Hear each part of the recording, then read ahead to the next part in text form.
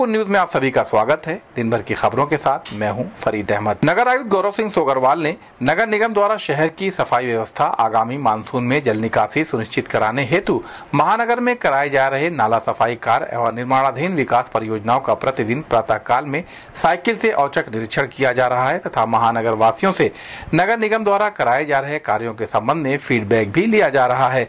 22 अप्रैल 2024 को प्रातः 7 बजे नगर आयुक्त द्वारा फल मंडी गेट के सामने चल रहे नाला सफाई कार्य व गोपलापुर में निर्माणाधीन नाला एवं साफ सफाई व्यवस्था का निरीक्षण किया गया। निरीक्षण के दौरान जोनल अधिकारी, सहायक अभियंता एनडी पांडे, जोनल अधिकारी कर अधीक्षक ओपी यादव एवं अन्य उपस्थित थे। नगर आयुक्त द्वारा किए गए निरीक्षण के दौरान अम्बेडकर नगर चौराहे से फिराक गोरखपुरी चौराहा होते हुए रुस्तमपुर ढाले तक कई जगह कूड़े के ढेर पड़े मिले, जबकि इस रोड पर नगर निगम की डोर टू डोर कूड़ा कलेक्शन गाड़ी भी चलती है, किंतु कुछ लोगों द्वारा अभी भी अपने घरों का कूड़ा गाड़ी में न देकर सड़क पर फेंक दिया जा रहा है। ऐसे लोगों को चिन्हित कर ईटीएफ की सहायता से जुर्माना लगाने हेतु निर्देशित किया गया है। हरिहर प्रसाद दुबे मार्ग पर स्थित पेट्रोल पंप के पीछे वाली कॉलोनी की सड़कों पर नाली का पानी बहता हुआ पाया गया। नगर आयुक्त द्वारा पूछने पर सफाई निरीक्षक द्वारा बताया गया कि बेतियाहाता में स्थित सराफा रेजिडेंसी द्वारा प्रतिदिन सुबह अपने सीवर का पानी बहाया जाता है, जिस कारण से कॉलोनियों की नालियां कुछ देर के लिए ओवरफ्लो होकर सड़कों पर बहने लगती हैं। नगर आयुक्त द्वारा निर्देशित किया गया कि सराफा रेजिडेंसी को नोटिस देकर उनके सीवर का पानी मुंशी प्रेमचंद पार्क की तरफ के बड़े नाले में बहाने के लिए निर्देशित किया जाए। गोपालपुर में शिव मंदिर के पास प्रतिवर्ष थोड़ी सी बारिश होने पर भी जल जमाव की स्थिति उत्पन्न हो जाती है, जिससे बचाव के लिए वर्तमान में नगर निगम द्वारा गोपालपुर में नाला निर्माण कराया जा रहा है। नगर आयुक्त द्वारा गोपलापुर में निर्माणाधीन नाले के निरीक्षण में काम की गति काफी धीमी पाई गई एवं पूर्व में नगर आयुक्त द्वारा अवर अभियंता को निर्देशित किया गया था कि इस रोड पर लोगों द्वारा अपने घरों से आगे बढ़कर सड़क पर किए गए अवैध अतिक्रमण को हटवाते हुए एंड टू एंड नाले का निर्माण कराया जाए, किंतु ठेकेदार द्वारा ऐसा नहीं किया गया है एवं कई जगह बिना अतिक्रमण हटवाए ही नाले को मोड़ते हुए निर्माण कार्य कराया जा रहा है। नगर आयुक्त द्वारा अवर अभियंता अभय सोनकर को सख्त निर्देश दिया गया है कि गोपलापुर में सड़क पर हुए अतिक्रमण को हटवाने के बाद ही नाले का निर्माण होना है। साथ ही अधिशासी अभियंता अशोक कुमार भाटी को फोन पर निर्देशित किया गया कि नाले का निरीक्षण कर अतिक्रमण हटवाने के संबंध में आवश्यक कार्रवाई सुनिश्चित कराएं। नगर आयुक्त द्वारा फल मंडी गेट के सामने बड़े पोकलेन मशीन से कराए जा रहे नाला सफाई कार्य का भी निरीक्षण किया गया।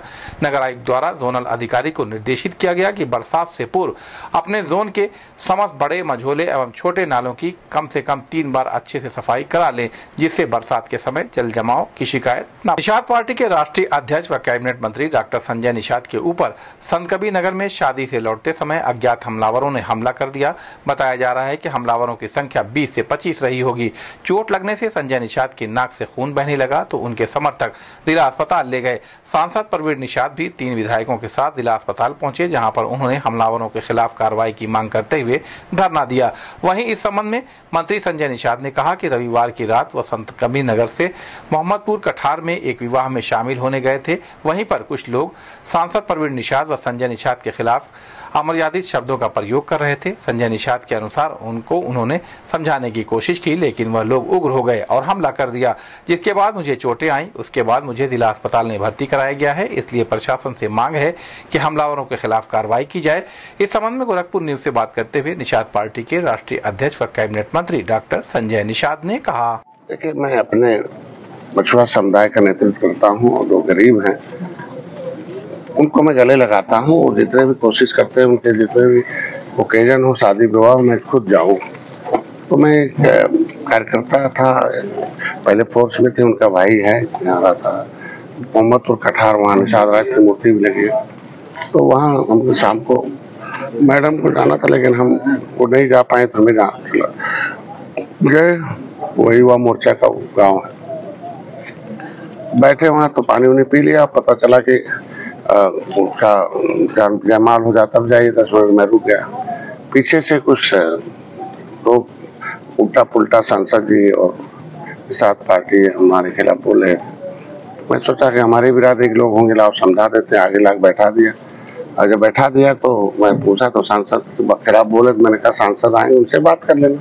उसने कहा तुम मंत्री हो गए, तुम क्या किए, तुम काम करके। जितने बोलने के बाद उसने, हमने कहा थोड़ा ठीक से बात करो। फिर उसने सीधे हमला किया और चोट लग गई, हमारे चश्मा भी हमारा वहाँ टूट गिर गया। उसके बाद उनके साथ संख्या थी पता चला कि उससे पहले समाजवादी पार्टी के लोग भी 2-3 घंटा पहले गए थे।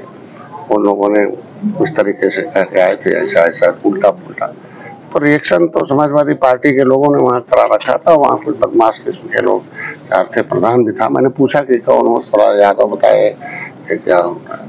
उन्होंने कहा भाई अभी इतना ही बोला, उसके बाद ही तो जमा कर दिया। तो एक निषाद के दरवाजे पर मैं बैठा हूँ और दूसरे आ जाए, उसके बाद इस तरीके की घटना हो तो उचित नहीं है। हमलावर यादव जी थे। अब नाम तो गांव वाले बताए, अभी पता चला कि राधे श्याम है और जनार्दन, तमाम उनके साथ समर्थक थे ना, कई 20-25 लोग थे। निश्चित रूप से जब से मैं आया हूँ तब से समाजवादी पार्टी का पतन हो रहा है और इसी तरीके से हम लोग तो नहीं और जातियों के ऊपर भी इनका रहा था। इसी तरीके मेरे सारे नेता मारे गए। मुझे लगता है कि सारे लोगों का मन बढ़ा हुआ पहले से इस तरीके सभी पार्टियों का, तो अब हम उनका नेतृत्व कर रहे हैं और जब से मैं आया हूँ तब से पार्टियां पीछे भाग रही हैं। तो अब यहाँ एक तो इस तरीके से जाति संघर्ष करा कर इन लोग हमेशा इस तरीके का लोगों को। जी आप जमीन पर क्यों बैठे?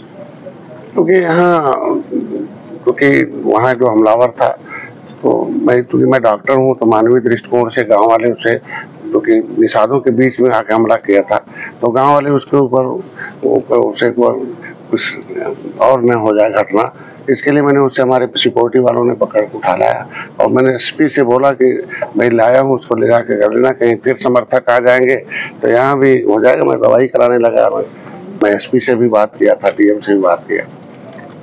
मैं क्या मानते हैं प्रशासन की भी चूक? निश्चित रूप से चूक है, क्योंकि जब मैं खुद हमलावर लेके आया और उसको पुलिस अपने कस्टडी में ले और समर्थकों के बीच परोस है तो गलत बात है ना। मैं नहीं चाहता हूँ कि कोई दूसरी घटना हो। हम लोग सरकार के अंग हैं, हमारी सरकार चाहती है कि हर एक व्यक्ति को सुरक्षित हो।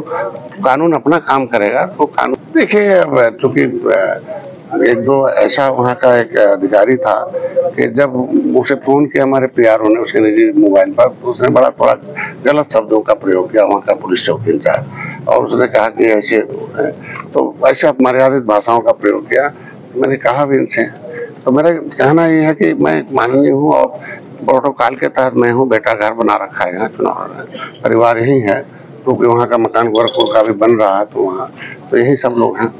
तो मैंने इनसे पहले भी 5 दिन पहले भी सुरक्षा मांग रखा था जब आए इनको कि हमें सुरक्षा दे दीजिए, और लोकल कहीं जाएंगे ही तो हम लोकल पुलिस ही जानती है कि किस गांव में कैसे अपराध किस्म के लोग हैं, उनको ही पहचानती है। तो यहाँ लापरवाही निश्चित रूप से कि मैं जब दोनों से बात कर लिया तो लोगों को आना चाहिए। तो मैं उस चीज को लेकर के लोग वहां से हमला न करके यहाँ आ जाए और उसका जान बच जाए, इसलिए मैं यहाँ चला गया। और कोई विशेष बात नहीं, हम अपने सरकार के साथ हैं, आगे बढ़े, हम सरकार के खिलाफ नहीं। निश्चित रूप से 2-4 लापरवाही बंद हो और ठीक से काम अधिकारी करें, मेरा काम। विश्व पृथ्वी दिवस के अवसर पर सरमाउंट इंटरनेशनल स्कूल के द्वारा नौकायान पर नुक्कड़ नाटक का आयोजन किया गया, जिसके संबंध में सरमाउंट इंटरनेशनल स्कूल के प्रधानाचार्य धर्मवीर यादव ने बताया कि हम लोगों को हमेशा सोचना चाहिए कि धरती हमारे लिए बहुत कुछ करती है। यदि हम इसका संरक्षण नहीं करेंगे तो एक समय ऐसा आएगा कि धरती पर इस्तेमाल के लिए कुछ रह नहीं जाएगा। इसलिए पूरी दुनिया में यह मनाया जाना चाहिए। लोगों में जागरूकता के लिए नुक्कड़ नाटक का आयोजन किया गया है, जिससे लोग यह जान सकें कि पृथ्वी हमारे लिए कितना जरूरी है। उन्होंने कहा कि आज टॉपिक है कि प्लास्टिक का इस्तेमाल नहीं करना है।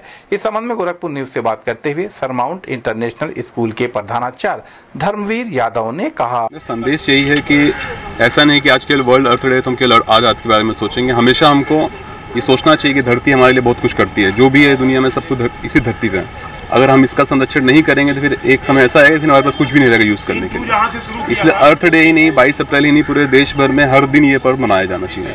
और यही उद्देश्य था नुक्कड़ नाटक करने के लिए, ताकि हम यहाँ की पब्लिक को जागरूक कर सकें कि अर्थ हमारे लिए कितना इंपॉर्टेंट है। और आज मैंने टॉपिक लिया था प्लास्टिक, क्योंकि ये प्लास्टिक का यूज़ लोग बहुत तरीके से मिसयूज़ हो रहा है, जिसका इस अर्थ पर बहुत गलत इफेक्ट पड़ रहा है। इसलिए जितना हो सके प्लास्टिक अवॉइड करना है अगर हम अर्थ को बचाना चाहते हैं तो। धन्यवाद। नाम मेरा नाम Dharmveer Yadav, principal Surmount international. Kayastha Vikas Parishad के राष्ट्रीय अध्यक्ष वैद्य राजीव सिन्हा ने एक निजी होटल में प्रेस वार्ता करते हुए बताया कि 23 अप्रैल की शाम भगवान चित्रगुप्त की भव्य शोभा यात्रा प्रत्येक वर्ष की भांति निकाली जाएगी। उन्होंने बताया कि भगवान चित्रगुप्त मृत्युलोक से समस्त प्राणियों के न्याय के देवता हैं। भगवान चित्रगुप्त किसी एक जाति के देवता नहीं हैं। कायस्थ जाति नहीं, ब्रह्मकुल है। ईश्वर किसी एक जाति के नहीं होते हैं। यही संदेश आज पूरे देश में देने की कोशिश कायस्थ विकास परिषद कर रहा है।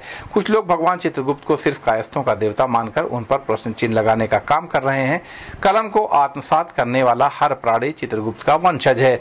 इस अवसर पर ध्रुव श्रीवास्तव, डॉक्टर सत्येंद्र सिन्हा, अमिता वर्मा, प्रवीण कुमार गौड़ सहित अन्य लोग मौजूद रहे। इस संबंध में गोरखपुर न्यूज से बात करते हुए कायस्थ विकास परिषद के राष्ट्रीय अध्यक्ष वैद्य राजू सिन्हा ने कहा, भगवान चित्रगुप्त चैत्र पूर्णिमा के दिन क्षिप्रा नदी के तट पर उज्जैन के ब्रह्मा जी की पूरी काया से प्रकट हुए थे। आज के दिन यह संदेश इस मित्र लोक के समस्त प्राणियों को देने का काम कायस्थ विकास परिषद ने एक संकल्पित होकर बीड़ा के रूप में उठाया था। घर घर में भगवान चित्रगुप्त स्थापित हो, जन जन में भगवान चित्रगुप्त की महिमा सभी को पता चले कि यह भगवान, इनकी आराधना करने से जीवन में तमाम कष्टों का निवारण हो जाता है।